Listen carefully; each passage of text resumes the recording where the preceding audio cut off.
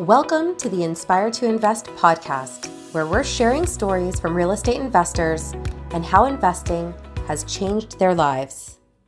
This episode of the Inspire to Invest podcast has been brought to you by True Capital Real Estate, Strategic Success Consulting, and Infinite Real Estate Results.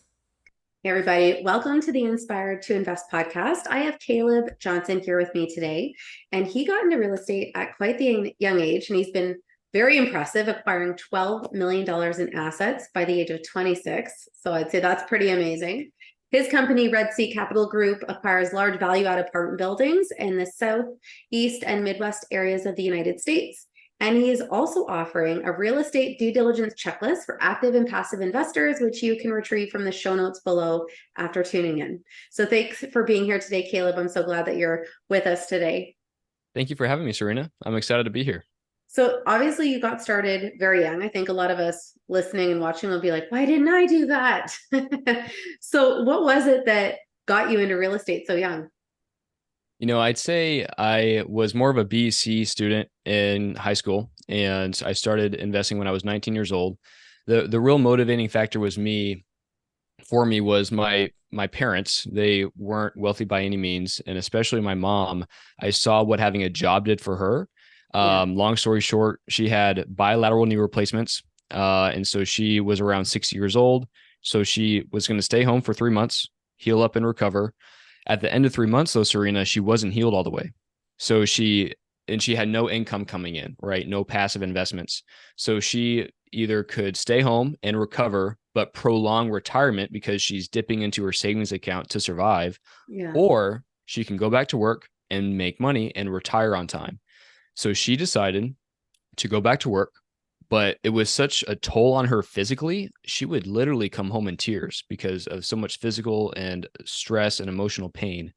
And so I saw and I want to first say that, we do need jobs, right? Just some people love having a job, and that's great. However, for me, I saw what having a job could do, seeing where I could be 60 years old, something unforeseen happening. And now I'm forced to stay at that job. So that's what got me started to start my own business. And then on top of that, learning 90% of millionaires got their millions through real estate investing. I thought that was crazy and pretty good odds if I wanted success. Yeah, no, I think that makes sense. And to your point, there's nothing wrong with having a job or a career path. It's not like everyone wants to necessarily be out there, maybe being an active real estate investor. But I think to your point, it's just making sure that you also have a cushion, you have other streams of income so that you're not 100% dependent on it in the situation that your health fails or there's some other life-changing incident, right? So just to add that perspective. So obviously you did some research, you saw, what your mother was going through. So how then did you jump into real estate investing, and how did you get your first building kind of under contract? So I started with free content. Being 19 years old, I did not have a lot of money. Probably had like 15 to 20 grand. And so I listened to a ton of free content. Bigger Pockets was great, YouTube videos. And I learned about house hacking, where you live in one unit of, let's say, a 4-unit apartment complex or a duplex single family home, and you rent out the rooms or the other units, but you're able to buy it for 3.5% down payment because it's owner occupied. So I bought this fourplex in my market in Arizona, Phoenix. Bought it for 300. So I needed around 12 grand to buy it. And shortly after that, after renovating some of the units, it started cash flowing and printing $1,200 a month. And my eyes really opened and thought, oh, wow, this actually works. And so that was my first deal. Yeah. And then where did you take it from that point? Like, did you start getting mentorship or developing partnerships, or did you just try to scale on your own in the beginning? I did try to scale. I tried to do both. I saw the power of OPM, other people's money. And so I networked a ton trying to find partners, and I wanted to flip at the time. I always thought commercial was like in the forward looking, it was going to happen eventually. I just thought I needed more experience in residential, which is a complete myth, which we can talk about more. So I started more house hacks. I did a duplex. I sold the fourplex through a 1031 exchange, bought a retail facility, did a flip with a partner that did not go well. We lost money on it. I learned I'm more of a cash flow guy. It's got to be making money. Yeah. And then from that point, after about 3 years, scaled to apartments. Yeah. And then when you move towards apartments, I think, a lot of the investors that I've spoken to, and myself included, are like, why didn't I just go bigger sooner? At least here in Canada, it's a lot easier to qualify for anything with 5 doors and up than it is for single families. So maybe you can shed some light on what that process is like in the United States. Yeah. So to qualify for commercial real estate, I don't remember. I think it's the same thing for a 5-unit apartment complex, but we focus on 75 plus units. So Mm-hmm. larger dollar amounts, larger assets. And there's 2 things you need to qualify for those loans. Of course, on top of many other things, but 2 main things that people get stuck on or don't know.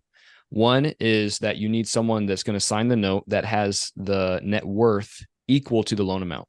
So if you're buying an asset and the loan amount is 10 million bucks, someone needs to sign on the note that is worth $10 million and their assets and their cash, IRAs, 401ks, whatever.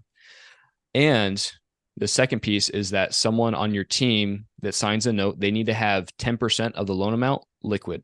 Okay. So that's $1 million liquid, stocks, cash.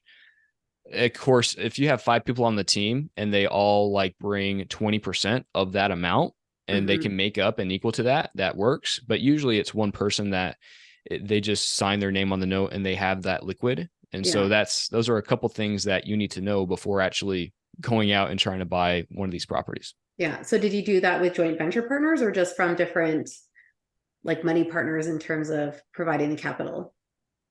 Both. So some joint venture partners, and they bring up whatever the loan requirements are. Yeah. So they did that, and then also in syndications, partnering with others.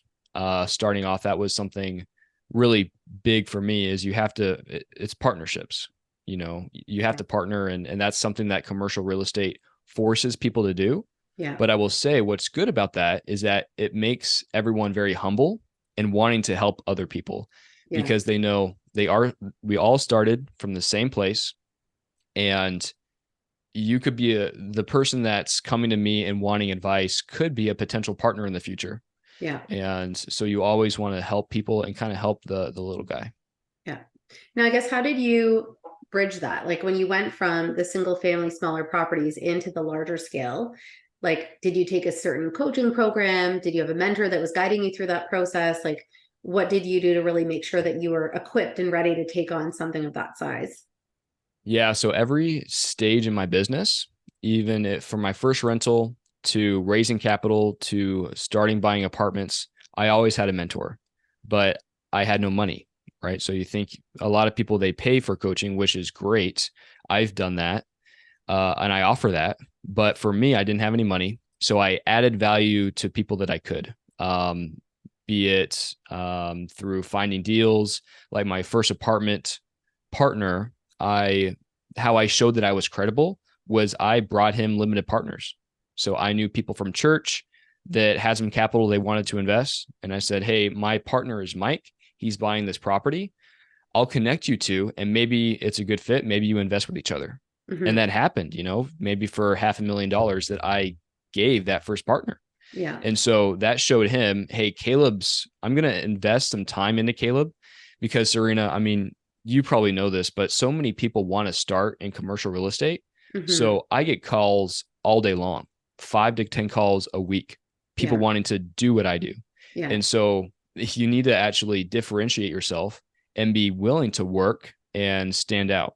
Yeah. Now, I'm not saying you need to bend over backwards or really, hurt yourself and maybe get into a bad partnership, but still be willing to give away something in return for something. Yeah, no, that makes sense. I think you have to give in order to receive.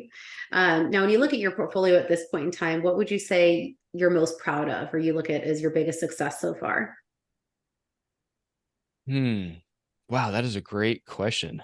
Um, I would say that it is a failure, actually. So when I was first creating my own business, starting pursuing properties on my own, and I kind of broke away from my first partner, I was buying a $10 million asset in Oklahoma.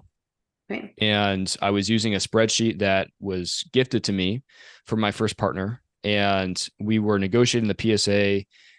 We were awarded the deal, so we were negotiating a PSA for a month. And my sponsor, the guy who was going to sign the note with the large network or net worth, he said, "Hey, let my underwriting partner verify the numbers." And I said, "Great." So we talked about it. And long story short, this underwriter actually found an error in my spreadsheet that required me to go back to the seller and ask for $1 million haircut. Wow. So that was, and the reason I'm saying that's a success, it definitely didn't feel like a success in the moment. It still doesn't, it still hurts. But of course, that seller said no. But it showed me that you need to have partnerships are so key, and to have someone verify your numbers. Yeah. Right. I literally had like one number tweaked, and it was the perfect number that killed the deal completely. Yeah. So having someone verifying your numbers and partnering with others that are maybe more experienced or more smarter than you in certain areas. Yeah. And that's what makes a good partnership. Yeah. Yeah, that makes sense. And I think even in my experience, just going back and double checking, and even if you can double check, it's like when you're proofreading something, you've written it or looked at it so many times, it can be very easy to miss something. So having those other set of eyes are so important. Now, when you talk about just, again, building up your business and acquiring these assets, what do you think is one of the biggest challenges that you've had to face over the last few years? I'd say starting off, it's just that starting off. Like I was a residential investor. And so when you're first starting in apartments, I was talking to someone yesterday who said, I invest in residential real estate, and it feels like to jump into apartments, it's some like exclusive club that I need entrance into. Right. Yeah. And so it feels like it's so distant. And partnering with others, again, I keep on talking about this today. I don't know what it is, but that's what helped me. And so though, like that first hurdle of not knowing where to start, just listening to podcasts, reading books, and finding someone who could kind of hold my hand and who had 18 months of experience ahead of me. I don't want to work with Grant Cardone if I'm just starting off. He has 25 plus years of experience, and he has problems I might never even think of or know about, right? He's so far up there. Finding someone just ahead of me is really valuable. So that was probably one of the biggest challenges, just knowing where to start.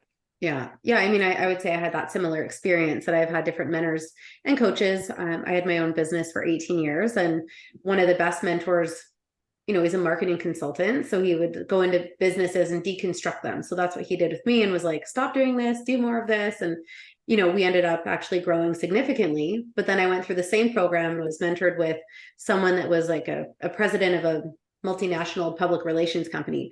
And she just couldn't even understand the challenges that I had, because she deals with such top level things, just like what Cardone would be like. They can understand like the little issues I'm having with the 10 people in my office, or like how to give them a growth trajectory when we're so small.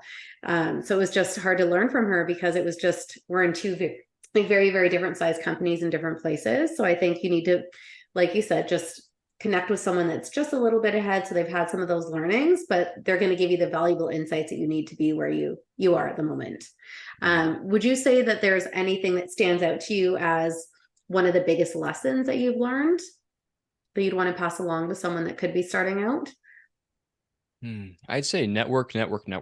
I would say the whole underwriting thing where I had to go back to the seller and ask for $1 million, but I'd say networking has found me general partners that I can meet with. So, listening to podcasts and then reaching out to those people, right, that are doing deals, that are on that podcast, connecting with people like that, connecting with people on social media, LinkedIn, Instagram, Bigger Pockets, wherever I can network with people, you'll really learn and get a feel for who's a tire kicker and who just talks, who's a newbie and who's actually doing deals. And then when you find people that are doing the deals, adding value to them and bringing something to them, either a deal or capital, or maybe it's another thing that, maybe they need a marketing specialist and you have experience in marketing. Great. But you also, whenever you network, you find those passive investors that you might not otherwise find if you just spend 10, 15 minutes a day networking. I mean, I can't tell you how much fruit I've had just by doing that. Yeah, no, that's smart. And on that note, we're just going to take a really brief break for a word from our sponsors, and we'll be right back. Hi, my name is Carlene Sue, and I'm the CEO of True Capital Real Estate. Our mission is to help busy professionals build lasting wealth. We focus on multifamily purpose-built rentals as a strategic and accessible investment strategy. Our goal is to demystify real estate investing and be your trusted partner to handle all aspects from beginning to end. Because after all, it's not actually about real estate. It's about having a robust and secure financial future so you can focus on the people and things that you care about the most. Thanks again for following along with this episode of Inspired to Invest. In addition to real estate, investing, and running my own brand experience agency for 18 years, I also published a book called The Accidental Entrepreneur in October of 2021. This is my story, and it chronicles how I turned tragedy into triumph to embrace my destiny in entrepreneurship. If you're interested in picking up a copy, you can find the link at serenahomesrealtor.com, and you can also find my link tree with all of the retailers in the details below. Thanks again for your support. Hey, I hope you're enjoying the podcast. I will get you right back to it, but I have some exciting news to share. Myself from Strategic Success and Corey McKinnon from Infinite Results have banded together so we can bring to you an amazing platform where you can learn and grow and have support on your real estate journey. We're building a community, we're building the help and the support, we've got the coaching for you, we've got the content. So if you want more information and see how it can help you on your journey, click the link below in the show notes or click the link in my bio for more information. Hi, everybody. Welcome back to the Inspired to Invest podcast. I have Caleb Johnson here with me today. He has a company called Red Sea Capital Group, and he's talking about how he went from investing in single family homes and house hacking to literally acquiring multi-million figures in apartment buildings. So we were talking about your successes, challenges, and lessons. What would you say is the craziest thing that's ever happened to you as a real estate investor so far? Man, good, Serena. You got some really good questions. I want to go back to that underwriting one, but I'll say a different one is probably networking. Again, it goes back to networking. I met this guy at an Ultimate Partnering meetup, so hosted by David Lindahl. There's over 1,000, 2,000 investors there, and I met him there. And then 6 months later, I found him in the same mastermind that I was in. We paid a significant amount of money to be there. But we were just talking, catching up, and he said, "Hey, I've got this deal I need capital raisers for. Do you want to partner?" And I said, "Yeah," so, not something entirely crazy, but just goes to show just networking and staying in touch with people, you can get deals from that. And so also being a decent human being, and not being a complete downer or just being someone that people want to work with. That's been a big learning lesson. Now, in an instance like that, where you're capital raising for someone else and it's not necessarily your own deal, what would you do to look at what they're doing, just to make sure that you're not referring people into investing in something that may not be an actual good opportunity? Yes, great question. Even if someone wants to capital raise only, like exclusively capital raise, learn how to underwrite, at least the basics, because the way I added value to my first mentor was acquisitions. So he taught me underwriting and I brought deals to him. So that's where I got my underwriting experience from. And if I didn't, and before that, I had no experience with Excel. None. And so learning how to underwrite, I'm able to vet this guy's deal that he wants me to raise capital for. And if it checks the box and it's green on my end, then okay, I feel comfortable and confident that I can bring my investors into the deal. I will say there is some risk if you just meet someone and they ask you to raise capital. I really recommend building relationships over time, because I've had partnerships where I just wish I didn't partner with them, honestly. But I've also had times where I've partnered with somebody like this gentleman, and I could not be happier with the result, with his professionalism. So it is a risk. I'd say get to know someone before you jump in bed with them, and go from there. Yeah, no, I think that's smart. And at the end of the day, it's your brand and your reputation on the line, right? So I think you want to make sure that you're protecting the relationships that you've built, especially if it's something new. Now, with all the mentorship and coaching that you have done over the last few years, what would you say is the best advice that you've ever been given?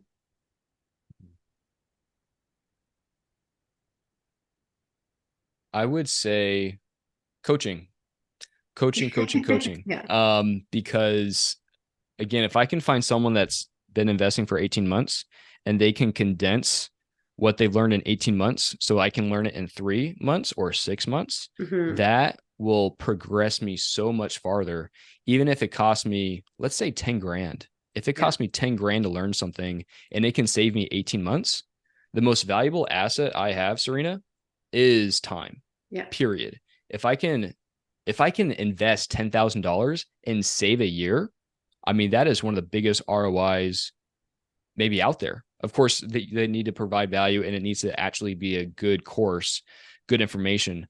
But if you know it is, then I'd say all day invest in coaching. Yeah.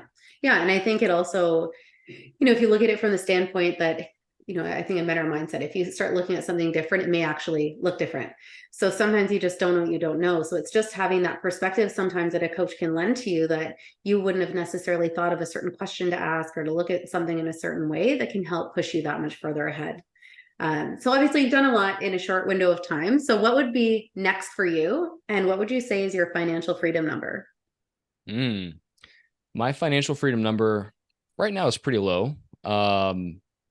I'd say, 60 grand, 100 grand, 60 is a good benchmark, which is very low. I know that I don't have many expenses. So $60,000 annually. And that's what I need to pay the bills and to save and all that. And so ultimate success for me, it's changed over time. So many people say, how many units do you want? How big of a business do you want? I'm a teacher at heart. And what brings me fulfillment is ministry.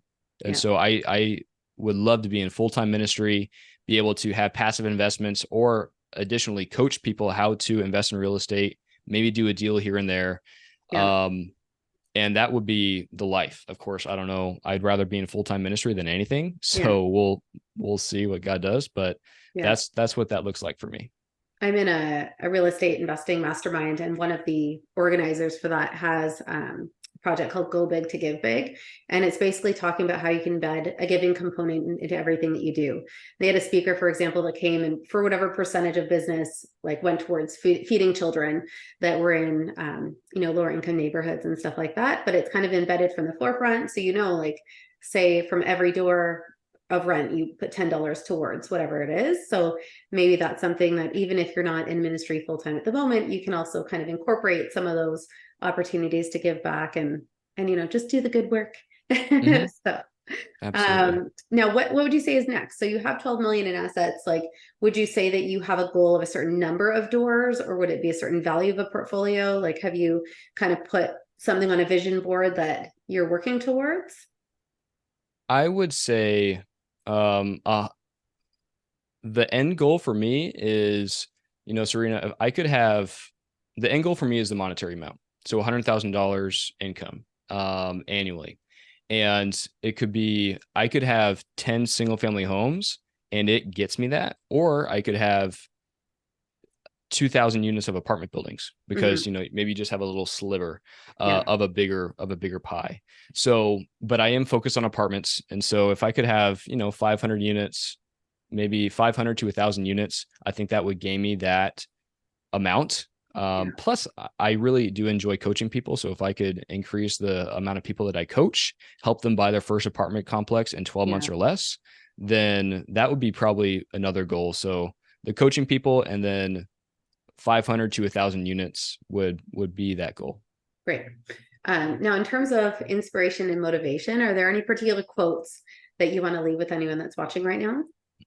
Watching or listening? Yeah, I would say if I quit, it will last forever. And so no matter what you do, if you just don't quit, you literally cannot lose. Yeah. It can feel like you're losing in the moment. You might not know where to go from there, but if you just don't quit, then you can't lose. Yeah, no, I think that makes sense. And sometimes people look at it like they don't realize how close that they are to something when they do give up. So I think just to your point about networking and persistence and stuff like that, it all comes together. And I think it'll be worth it in the end if you make some of those wise moves. Now, in terms of where people can find with you to connect about opportunities or what you have going on with your coaching, what would be the best and easiest way for them to get a hold of you? I'd say the best way to check me out on Instagram. It's Red Sea Capital Group. And if you aren't on Instagram, you can visit us at redseacapitalgroup.com. Great. So we'll include that below in the show notes along with your due diligence checklist. Thanks, of course, for being here today. For anyone that is watching or listening, please make sure you like, comment, and subscribe. You can also follow along on Instagram at Inspire to Invest Podcast. And of course, to the audience, thank you so much for tuning in. And remember, when you invest in yourself, the sky's the limit. Thanks again to our sponsors, True Capital Real Estate, Strategic Success Consulting, and Infinite Real Estate Results for bringing you this episode of Inspired to Invest. The views represented on this podcast are for general information only and does not constitute investment or other professional advice or an offering of securities. The host and guests featured on Inspired to Invest make no representations as to the performance of any particular investment. Should you decide to make an investment, you are responsible for conducting your own review and analysis. It is recommended that you obtain independent legal, accounting, and tax advice from licensed professionals.